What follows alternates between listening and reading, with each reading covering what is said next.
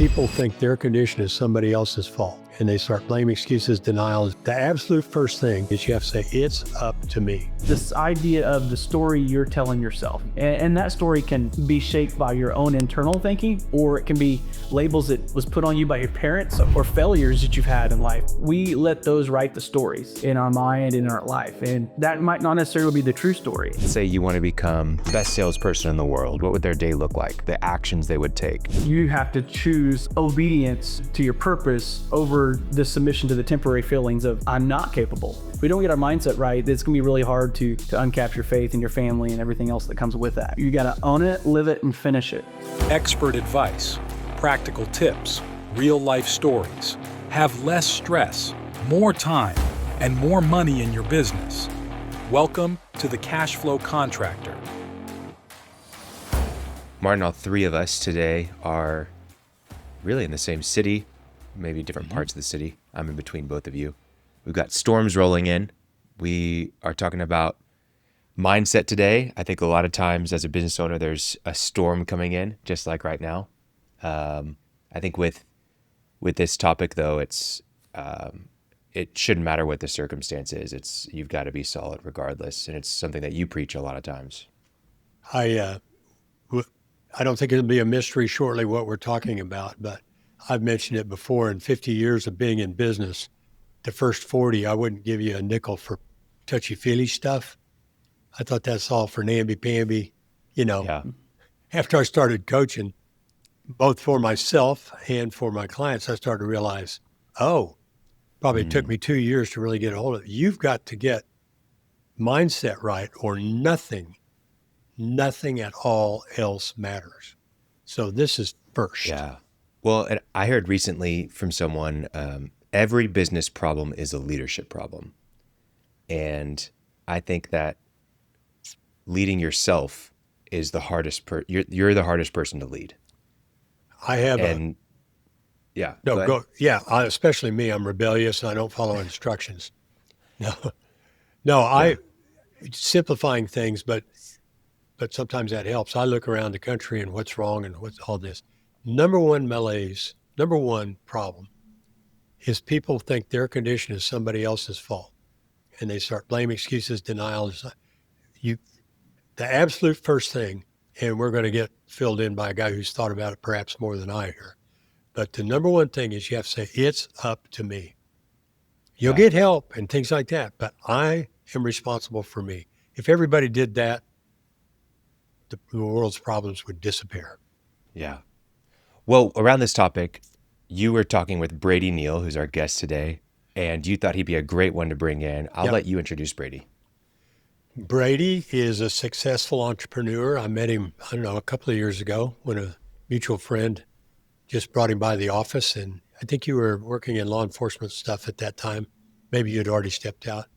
But really a remarkable guy. He's got 2 companies going right now that have hit the millions milestones.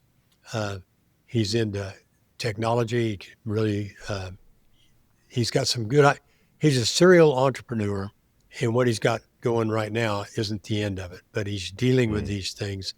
And for what we're going to hear today, he's not just dealing with the technology part. So Brady, tell us about yourself that I didn't put in there, and then. Excellent. No, thank you, Martin. It's so good to be. I'm grateful to be here. My goals here is just if I can provide one value nugget for your listeners out there that just brings them value they can walk away with and apply that, and maybe affects their lives in a positive manner. That's why I'm on there today. And that's really why I'm starting to do what I'm doing with Uncapped. Is the idea of there's all kinds of books I could have read out there for myself. There's all kinds of resources, but to really break it down and build something for my own mindset, my own life. That's why I started kind of developing this idea of what Uncapped is.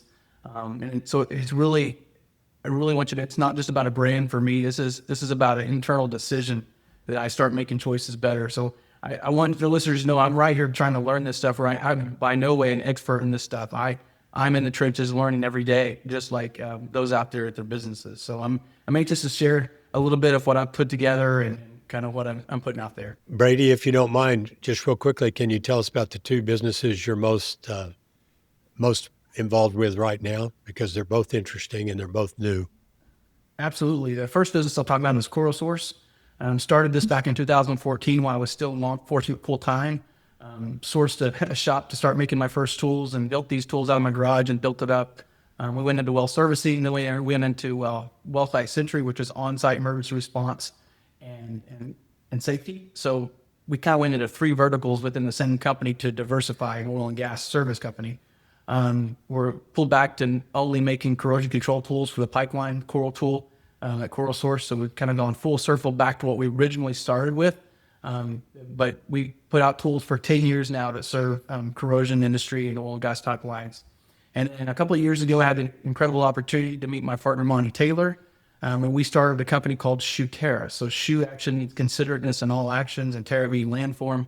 So we do vegetation management across Oklahoma and moving into Arkansas now. So we have a great team. I'm very excited about the people that work for us, and we have some great growth happening, and very excited about those. Yeah. Man, awesome. So let's start. We're going to talk about mindset. We're going to get into this uncapped definition. But before we get into the uncapped definition, why don't we define kind of what got you to this realization that your mindset is what was holding you back? I was accepting these ceilings over me that I could never get there because because of this excuse or that excuse. I was creating these limits over the top of me, and I was fixing my mindset. Really, is what I was doing. So that's really kind of where, and it was from. I mean, even in moments of overwhelm, I remember coming home one night and just late at night, like we all do, grind. We finally come home.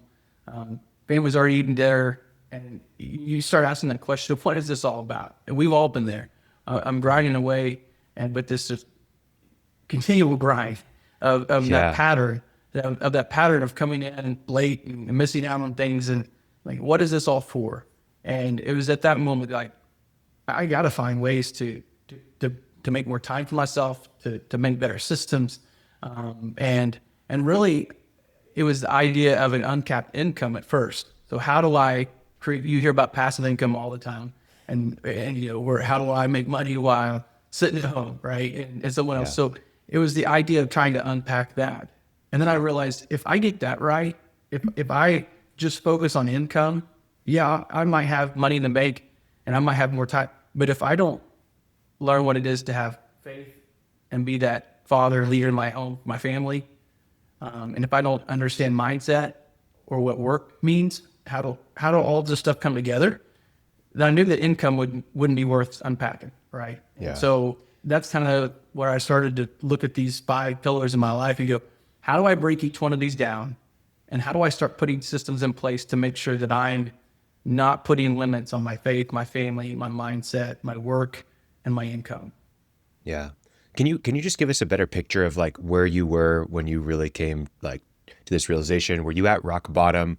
What was your business like? What was your family like? What was your income like? Like, what was your time like? Can you unpack that for us? Because I think there's listeners that hear this and they hear you say, I just need systems. I mean, if I just had more money, if I just had more time. But, and so they resonate with that. But I want to really get like what was it really like when you came to this like realization that something had to give? I think for me, it was pressure. It's about breaking off the pressure to perform and building a life of purpose instead.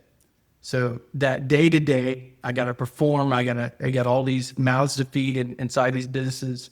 And if I don't perform, then they don't feed their families. And that's a lot of pressure. Yeah. And it's not, I was just hustling for hustle's sake, just self-help grind, but real movement happens from the inside out. And I knew that I needed to change something. And I knew there were some things that need to be adjusted and fixed. And again, as I mentioned earlier, I'm still on that journey. I haven't mastered this. Right.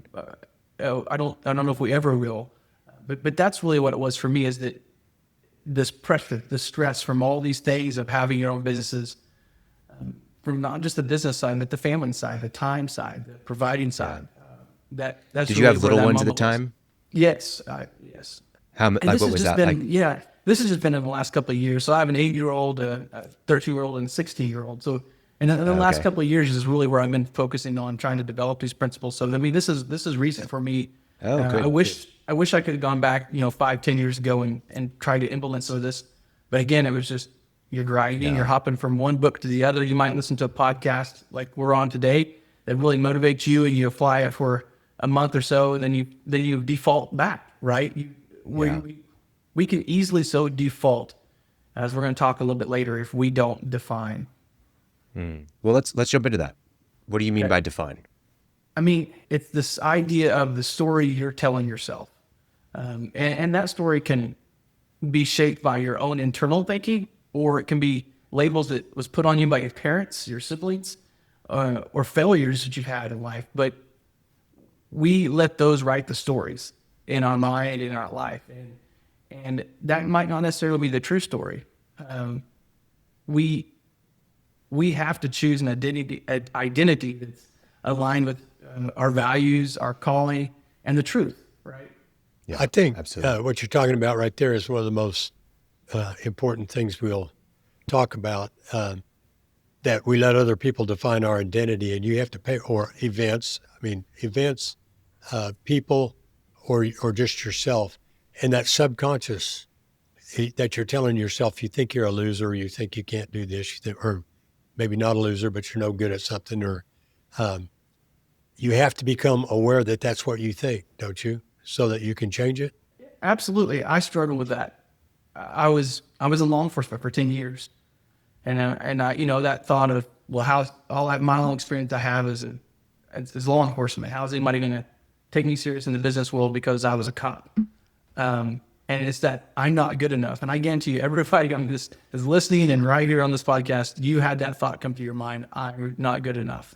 And that's okay. We're going to have those thoughts. It's what we do with them and how long we hold on to them. And is that going to be really the definition of ourselves? Is I'm not good enough? No, I'm going to take, again, self-commit. I'm going to take charge of that, and I'm going to redefine myself as I'm a builder. I'm a good steward. I'm a leader. It's about telling that story to yourself. That's what you need to be. So I like the idea of we reclaim the pen. We write it ourselves, and don't let circumstances be the author of who we're telling ourselves we are. Reclaim the pen. Write it yourself. Yeah. It reminds me a little bit of allowing what you do to define who you are, rather than thinking about who you are and letting that define what you do. I think that focus on defining who you want to become and chasing after that is extremely important. But whenever we just think about what to do and what we should be doing right now, we're actually missing the bigger point, and we haven't actually defined who we are and letting that influence the decisions we make, the actions we take, et cetera, et cetera. So once you were able to sit down and define yourself, well, why don't you tell us, how did you define yourself? What was your definition for yourself? I'm reliable, capable, trusted, and dedicated. That was kind of my mantra. I'm reliable, trusted, dedicated, capable, and dedicated. Those were, some words that I chose that I wrote down, tried to wake up every morning and apply those. And then that's who I really am. And so throughout my day, when I'm dropping the ball and not getting a project done or getting something, no, hey, I'm reliable. I'm going to get it done. And if I don't have all four of those words, I don't have to go through each one of them, but you get the idea of those are the four words that I used to kind of give myself identity. And why did you choose those words? I think those were areas that I was struggling with just in the season a few years ago, coming out of COVID and being complacent. We all got really comfortable, and we all got really lazy. And so that's where I found myself. And so those were the words that kind of really gave me a boost back to this is who I'm going to be. Yeah. Before we got on, we talked about 5 areas, kind of ways you do it, like self-definition. Could you talk about some of those? I think those are methods that you use. Is that correct? Right. It's really kind of, these 5 principles. There's 5 practices that you can apply to really kind of get this operating system going for your mindset. Because if we don't get mindset right, and that's really why I'm really excited to talk about mindset, first of all, is because we don't get our mindset right, it's gonna be really hard to uncap your faith and your family and everything else that comes with that. So so that's where we're gonna start. Okay, so once you've defined yourself, what's that next, you've given us your definition of yourself, you're reliable, you're capable. What's the next step from there? Is it just to say those things over and over again? Is it just to like write them down on paper? What does that look like? Well, I think writing them on paper is good. That kind of gets to another principle we'll talk about a little bit, but then you gotta lead the mission. Don't follow the mood. So those things that you've defined yourself as, you gotta take ownership. This is really who I am. This isn't just some mantra that I'm going to write down. And you have to choose obedience to your purpose over the submission to the temporary feelings of I'm not capable, I'm not reliable. That's not taking ownership and self-command, because now you're fighting against yourself. So you come from defining who you are, and then you have to lead that mission of who you are. You have your marching orders now. Go. It's that inner leadership inside of yourself. Discipline over drama, and the ownership of your response. Right now, I'm going this month of May. I'm going to my boys' a Bible study with them, and it's about accountability and responsibility. And our mantras: you got to own it, live it, and finish it. So that's self-command. It's taking ownership of it. Yeah. Okay. So what does that look like practically when you take ownership of it? Like, what are some things that you actually did to own the definitions you gave, and just real practical examples? I think it's, as a leader, sometimes we get comfortable in the office, or not being leading by example. And something that really helped me was to get out into the field and actually do those things that I'm asking other people to do. And I think that's really important. Sometimes that's you going back out there and swinging the hammer, picking up a drill, go getting on a mower and mowing, go getting in a truck and spraying, and being right there beside your team and show them you're not afraid to work. You might be a part of the ownership of this company, but you're not afraid to work. It's the idea of I'm not in the mood, but I'm still going. And it shows them that this feeling that I have of doubt or whatever it might be, this feeling doesn't get to make my decisions, but I'm going to go get it done. And I know that those are more like leadership examples of getting out there and doing it, but it's a mind thing of I'm still capable of going out and doing work and owning this and doing this. Now there's a balance, because you can't be doing that all the time, or you're working in it, not on it, right? And so I think there's a balance, because sometimes that's a good way it was a good way for me to get back in there and build some tools, to get back out there on the sides, to go do these things that really helped me to ground me back to leading the mission. I'd like to ask you if you have ever had some false starts. In other words, hey, my intent was to do this. Maybe 3 years ago, I gave myself 3 words, and then it just kind of petered out and went away. I know that's been the case for me. And if that's the case with you, this time it appears to be sticking. What's different? I know we have people listening, and I know they think, I need to make these statements for myself. And then it kind of drifts away. And then they come back. But did anything happen, or is it a mindset that somehow you got control of, that you made it stick this time? It goes into one of the principles we have, behavioral rhythm. So how your mindset becomes movement, and it just those habits and through repetitively doing it. Martin, for a year, I wrote that down in a daily journal. I'm reliable, capable, trusted, and dedicated.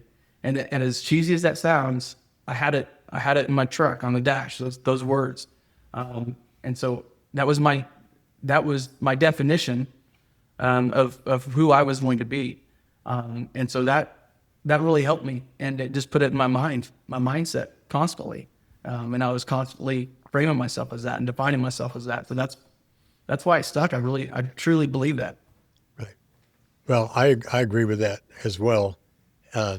And people need to do that till it does stick. You can't just listen to one podcast and say, I'll do that, and then traipse off down the woods. Well, and I think also, I shared it. I shared it with my business partners. I shared it with my wife. I put this out there. Hey, these are some words that are defining me right now. Yeah. I think it reminds me of a couple of things, Martin. One, in Atomic Habits by James Clear. Right. He talks about thinking about who you want to become, defining that. And he talks about, say you want to become the best salesperson in the world, whatever, right? Well, what would the best salesperson in the world, what would their day look like? Right? What would be the actions they would take? And then can you do those things? And an easier one might be, I'm a healthy person, right? And maybe I'm struggling with, man, I just love fast food. I don't work out at all. I'm pretty sedentary. I'm terrible with my weight, but I want to be a healthy person. Well, what decisions, what actions would a healthy person make? And then go do those things. And that falls in line with what you talk a lot about, Martin, with changing your reality, is that your beliefs are based on the evidence you've gathered thus far. And what you need is solid evidence to change your beliefs. And so by you doing the actions of a healthy person, you are gathering evidence that you are a healthy person, right? So you just need to do more healthy activities that will give you the evidence to change the way that you think about yourself and what you believe about yourself. Which sounds like what you're doing. Like you didn't feel like you were capable coming from law enforcement. And I think this is common with everyone that's a business owner, is there's an imposter syndrome of like, I'm an imposter, I'm not good at this, or I can't do this, I'm not qualified, I'm not capable.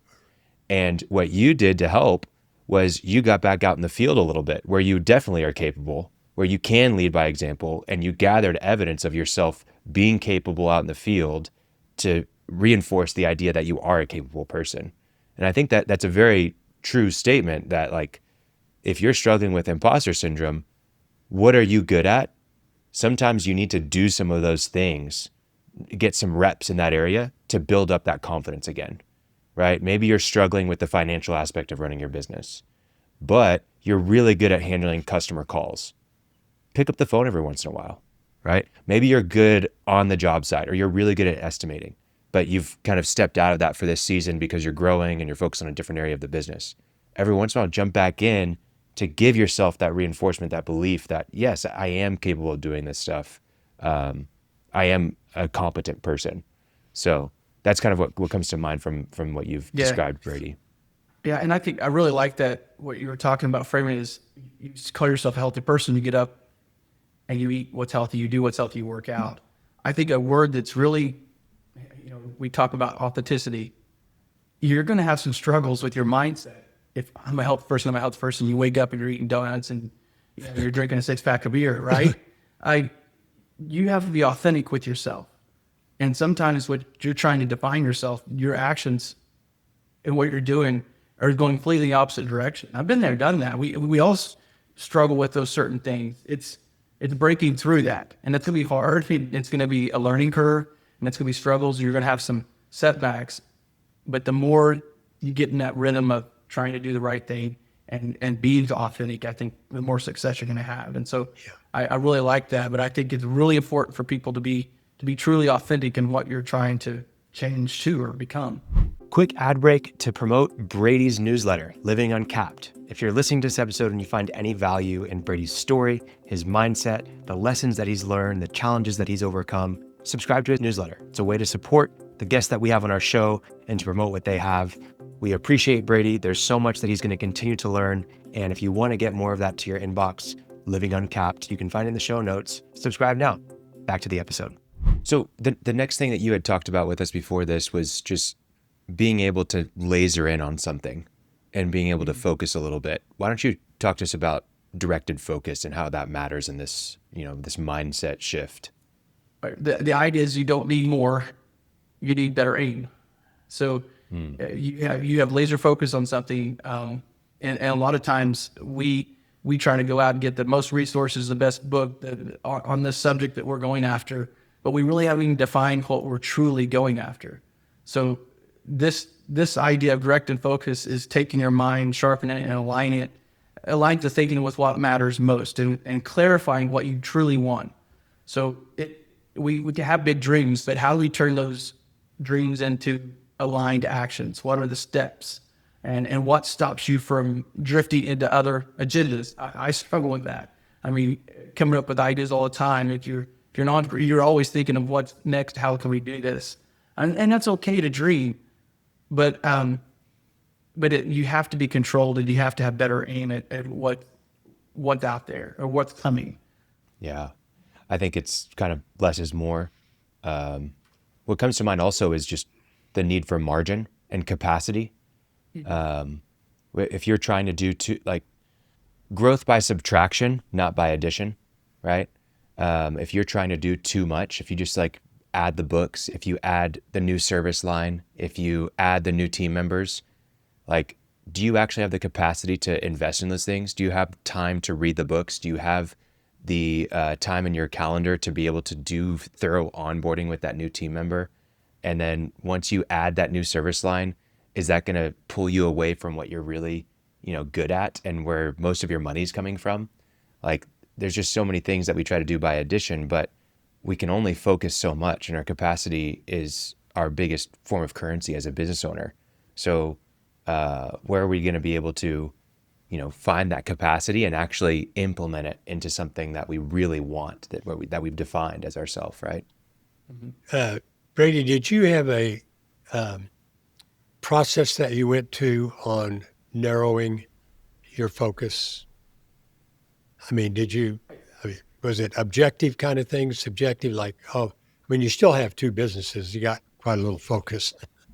I think what helped me most more is it's super simple. We hear about people talking about all the time is you really sit down and stop. What is the end result? And you write out what that looks like. Maybe a bullet point list, maybe that's however it fits you, but what is that end result? I'm wanting to bring on another truck and crew. Okay, what does that look like? How many people and how, the details of that and what that looks like. And then I can work backwards and then assign out what I don't need to be doing. And I mean, you guys talk about systems all the time, and sure, you talked about this subject, but that end result in mind, bullet pointing down, writing down exactly what your vision is for that, aiming in and kind of thinking through that, taking 30 minutes to an hour. I mean, can you think about how much you could get done if you just focus 30 minutes or an hour on that end result, no other distractions, and then give it to your owner's assistant, give it to your assistant, and let them even work backwards,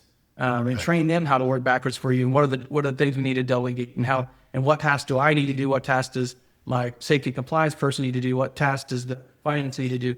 And I think that really helps create margin for yourself, and it provides clarity for everyone, because if you don't do that, there's frustration of what was Brady really thinking when he said, I want a new truck and crew? What does that mean? So that clarity fuels the progress, and it doesn't leave room for distraction, which divides our energy across our whole organizations.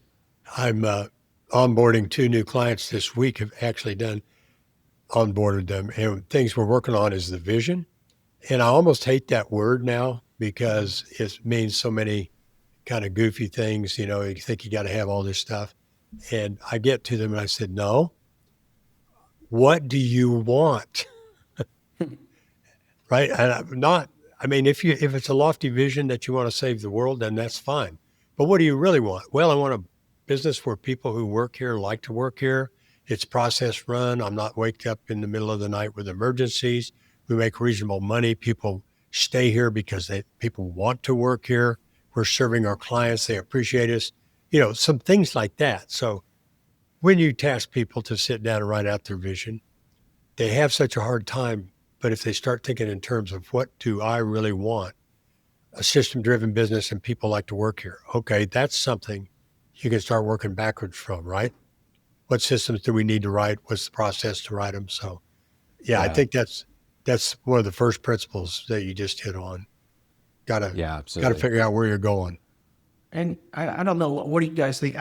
But vision, we often think of vision of, okay, I define it now, and this is the next 12 months. This is what's the balance between shifting vision and adapting, and because environment, market, everything changes, and you have to adapt off that vision. And so that's something I struggle with, is you clarify all these things and you aim better, but then, this certain employee leaves or the market comes out with this and you have to shift.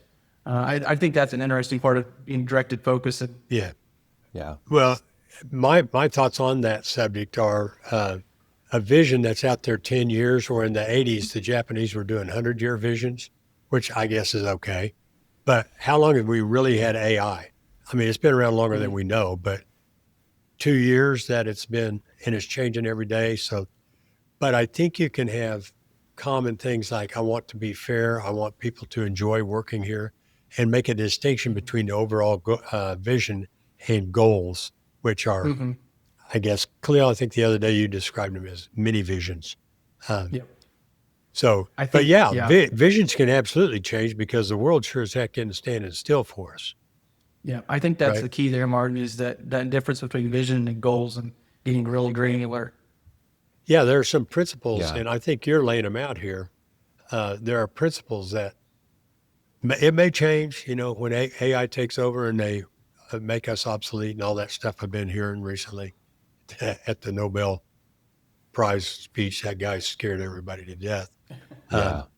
That may happen. But until that happens, we're people, and we're probably going to still be people doing people things. And those kind of principles that you're talking here are going to still be first principles in getting things done. If AI starts doing our values and our principles for us, then it might be kind of scary. Right. I think it's there, honestly. So what you're telling me is to go ahead and be scared? No, not be scared. I mean, I don't think you need to be scared of technology that much. I mean, there's definitely things to be scared of in terms of who has the technology, right? Yeah. But I don't think you need to be scared about it defining your vision for you, or helping you define your vision, I guess. Quick ad break to tell you a little bit about OpenPhone. If you're a contractor that has a single cell phone, you're probably inundated with text messages and phone calls, oftentimes that you can't be responsive to, or that you can't answer at all. So what's the solution? You can buy another office line with Verizon or AT&T, and you can have an iPhone that is passed around from employee to employee, depending on who's on call. But what if there's a better way? What if there's a way that you can have all your phone calls recorded to go back and listen to later, transcribed with summaries so that you can get a quick glance at what happened during the phone call, and even connect it to your CRM, where all your other customer information is? OpenPhone is the perfect solution because it does just that. You're able to add all the users you need to for whoever needs to have access to the lines for your company phone. And then you can also find all of the information you need at a glance, with a centralized location for all phone calls and text messages with your customers. Whether it's for marketing, for sales, or for service, OpenPhone is the perfect solution for you and your team. If you're interested, we have an offer down the show notes from OpenPhone. Please click the link down the show notes, or you can see it here on your screen to be able to find more information about OpenPhone. Thanks for listening. Back to the episode. This may be one of the things you talked about before. Does this fall into the realm of cognitive framing that we were talking about, Brady? I think so, because you Can have you to kind of define what that means? Yeah. Right. It does blend very, because you have to define what success is or suffering before it defines you, right? What's my gain? What's my fail from this? If I don't frame it, if I don't frame the moment, the subtitle here is frame the moment before the moment frames you. It's the idea of assigning meaning before your emotions take over, and you're turning these challenges into purposes. And so that's the idea of, people call it a mind shift. How do you take these negative pain points and you make it a positive thing? And you got to be thinking through those before it happens. I mean, I've been hit in the last year with challenges, and I've really struggled through. I wasn't prepared for it. I wasn't prepared for it. And so really trying to shift that to, okay, how are we going to make this a positive? Because laying off people, how is that a positive thing? It's not, but you have to reach that. You can't get focused in on the failure. You have to go in and make it work for those that remain. Yeah. And on that one thing, I just like, because you talked about letting people go and how hard that is, thinking of a specific instance from one of my companies that I had before, had a great guy working for him, and I hadn't seen him for about a year. Saw him at the car wash. They said that the new owners laid him off. I said, "Oh, that's a bummer." He said, "No, it's not." He was doing hydraulics, and he went back to school and got a radial nurse, radiation, X-ray, CT, that kind of stuff, radiation tech. He said, I'm making more money and there's no oil on my hands. He said, it's great. He never would have done that, right? He never would have, he would have stayed where he was. So, Martin, I was talking to John Hill yesterday, former guest of the podcast. So he was, he's selling his house, and it's been on the market for a couple weeks, and there hasn't been a single offer. And it's an Airbnb. So he's opened it back up to Airbnb, and he could be bummed out, and he's in a completely different state. So now he's got to manage this Airbnb from Alabama that's in Oklahoma, and it's that's not fun.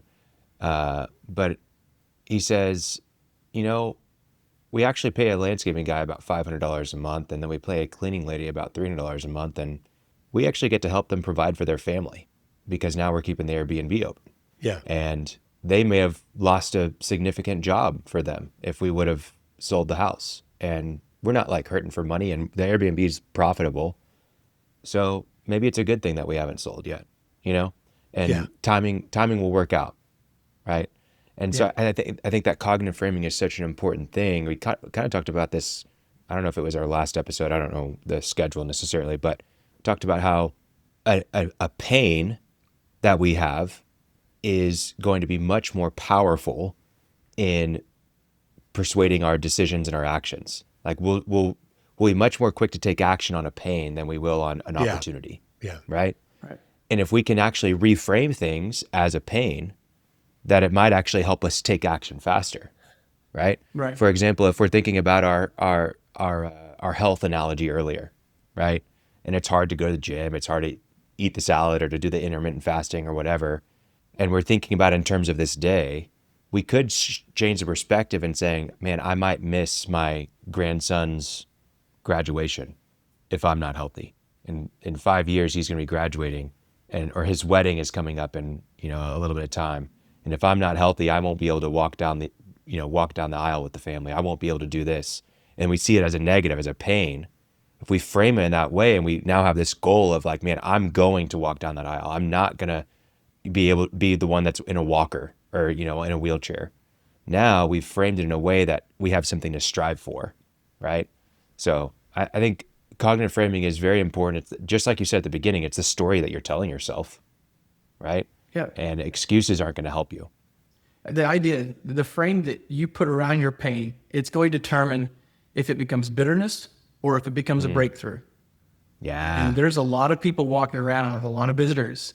I mean, we've all been there. I'm not saying that I don't have, but you know what it's like to live a life where you're bitter and angry because of that pain, you didn't frame it, you didn't work through it.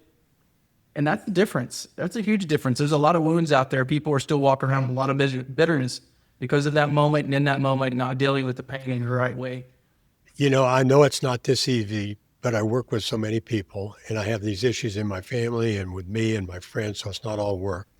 But the difference between thinking, wow, what a great day this is, I'm going to learn something today, and getting up in the morning, and the first thing you do is the mental checklist to look for what's bad. And I've done that a lot. But, everything's okay. And I think, oh, no, crap, I got to do it. It is just don't do that. Just don't. But it's evidently harder than that. Just don't say that negative thing. And Brian Tracy says, act as if, which is kind of the equivalent of fake it till you make it. And he said, but just act as if it is positive, and it will become that way. And it really is, it take a nanosecond to change what you think. But I don't know what goes on in the brain, if it's actual physical lesions or chemistry or what's going on, that's so hard for people to do.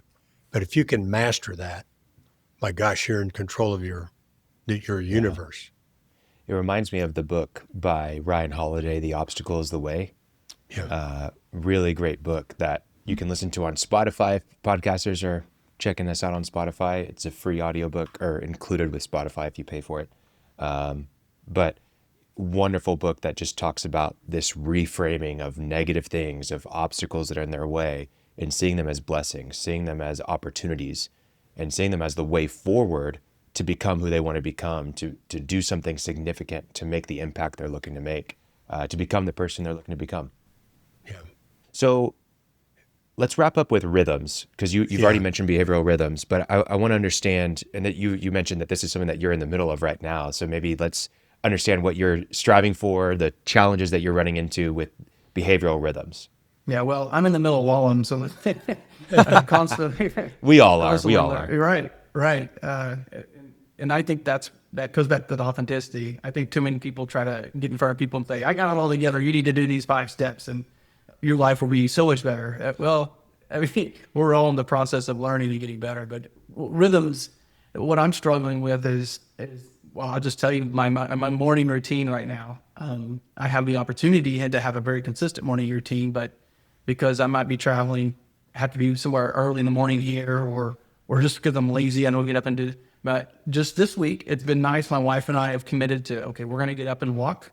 It's not an aggressive workout, but we're going to get up and walk together 4 times this week. So it's just small steps like that I've actually felt more refreshed this week, because in my mind, I know that I've had this little bit of a physical rhythm of working out and getting to spend that time with my wife just walking.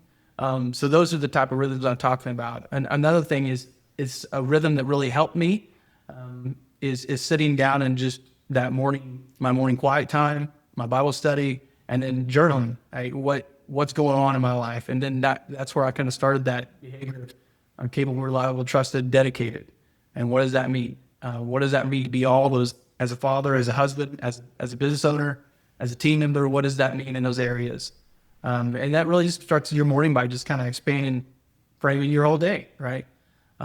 So physical is one that I'm struggling with right now. I got to get in a better habit of taking care of myself better. It's not necessarily the food intake and all the intake, it's the output, right, of being healthy and the decisions I make with a workout. And so I'm working with that one. So if you have any tips or tricks, let me know. Yeah, shed load. Shed load. Yeah. Hey, I'm there. I'm shedding. Yeah. I mean, that goes, kind of writing based on what we talked about, but also kind of recapping 5 things. You talk about self-definition.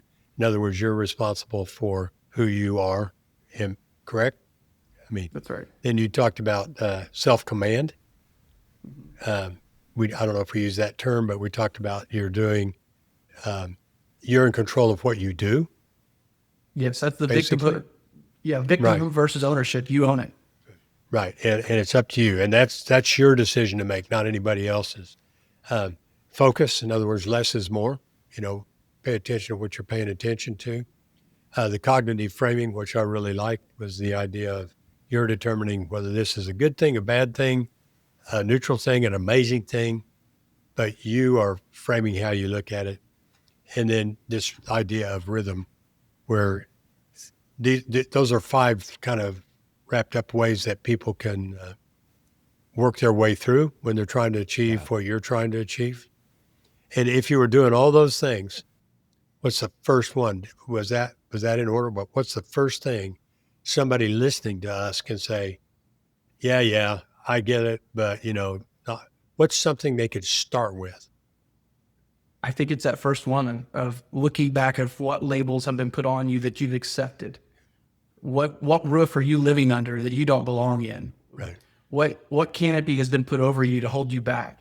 And that really starts with defining who you truly are. Who are you made to be? You were made to build, not just survive. And I think a lot of us are out there surviving and hustling from one thing to another and forgetting the idea, I was built for a purpose. What is that purpose? I need to find it. And nothing outside you can stay bigger than what's on the inside. And your mindset is a lever that lifts your faith, it lifts your family, it lifts your work, and it can lift your income if you do it all the right way. Yeah, I love that you're saying that too, because I have the most surprising people come in, and after I get to know them as coaching for a while, physically impressive, financially doing well, sit down and say something like, well, I never went to college. I go, okay, what's your point? Well, you know what the point is. All I have to say is, why did you bring that up? Because they feel, well, nobody in my family ever went to college. Or people will say in my presence, after I get to know them well, people like me don't, people like you, what are you talking about? If they can if they're with me and they sit in front of me, I'm going to hopefully correctly and gently and beneficially draw their attention to it and say, why do you say that? If you want to get a college degree because you've always wanted one, fine. But don't sell your $10 million successful business in order to go back and get a political science degree, right? But Yeah. I see that you said that everybody's been there, and there probably is somebody out there who doesn't have an imposter syndrome, probably Donald Trump. Yeah. But I have to tell a story real quickly. I had a women's CEO mastermind. It's just for women. It's mastermind. And I invited various clients and past clients and other people in this one. Well, I had talked to this one lady earlier and described imposter syndrome. She goes, I don't have that. And I kind of thought she didn't because she's kind of rambunctious and boisterous and all that. Then I invited her to this mastermind and she goes, oh no, I couldn't possibly come. Why not? Oh, they all know what they're doing. They're CEOs. I go, so are you. Anyway, everybody's got it. So that redefining, I think you're dead on. That's the first thing is, why do I think that? And is that true?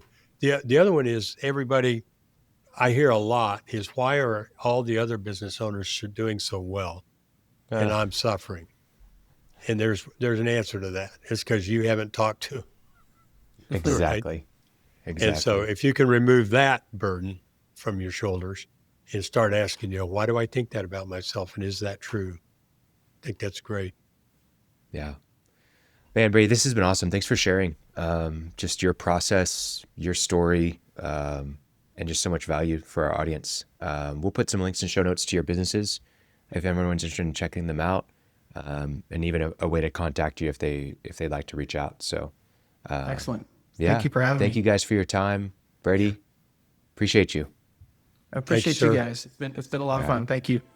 You made it to the end of the episode, but before you go, if you found yourself thinking about growing your construction business while listening today, I want to share something with you. It's called our 24 Things to Hiring and Training the Perfect Executive Assistant for Your Construction Business. And it's a free guide that we've created. It's not theory. It's what we actually use to help contractors hire the perfect executive assistant. And really, we help you find ways to delegate over 50% of your current workload and get back 20 hours of your time every single week. You didn't start your construction business to just be doing admin work, to be buried in paperwork and endless admin tasks.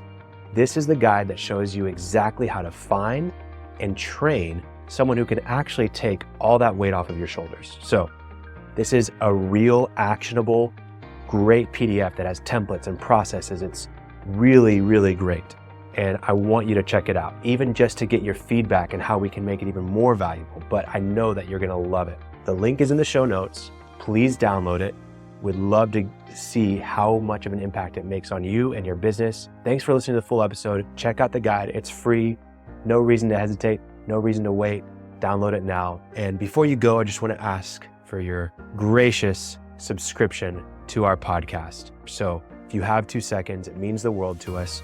Just subscribe on YouTube, Spotify, Apple, or if you'd like our weekly newsletter delivered to your inbox whenever we release an episode, please subscribe in the show notes. Every week, we're talking about real strategies on how you can grow and build a profitable construction business that runs without you, so you can have less stress, more time, and more money.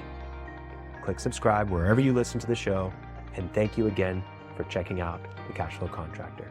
See you on the next episode.